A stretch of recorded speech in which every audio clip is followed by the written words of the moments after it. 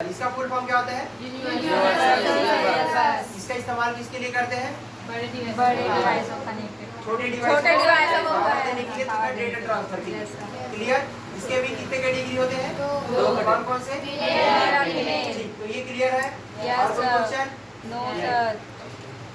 उसके बाद है ये आपका पावर केबल। केबल। ठीक, इनमें भी कितनी कैटेगरी होती है? दो। कौन कौन से? इसका इस्तेमाल बड़े डिवाइसों को पावर देने के लिए। पावर देने के लिए। उदाहरण स्पीकर, मॉनिटर है, प्रिंटर है, स्कैनर है, इन सबको पावर देने के लिए। ठीक, उसके बाद ये क्या है आपका? ये वाला बीजे। इसका फुल फॉर्म क्या होता है? Visual graphics array. इस ये डेटा को किस डेटा को ट्रांसफर कर सकता है? ये सीपीयू और मॉनिटर को जोड़ने का कार्य करता है और केवल वीडियो को ट्रांसफर कर सकता है। इसमें आने वाली पिक्चर की क्वालिटी क्या होती है? थोड़ी सी अच्छी नहीं होती है। क्लियर?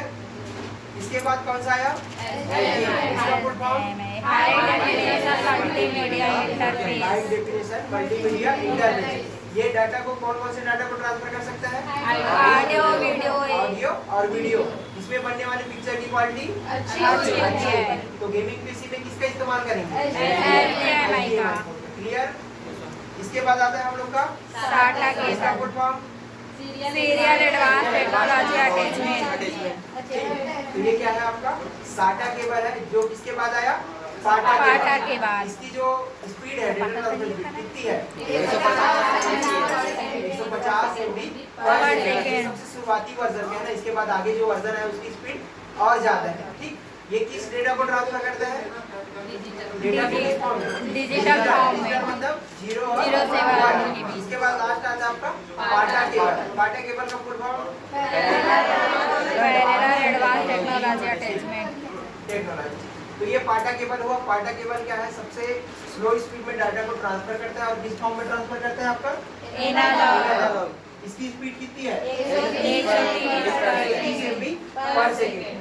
और डेटा को किस फॉर्म में ट्रांसफर करता है? पैकेज के छोटे छोटे पैकेज में, जिसके कारण डेटा का स्पीड क्या होता है?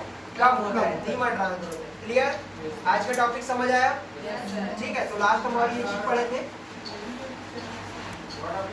ये वाला।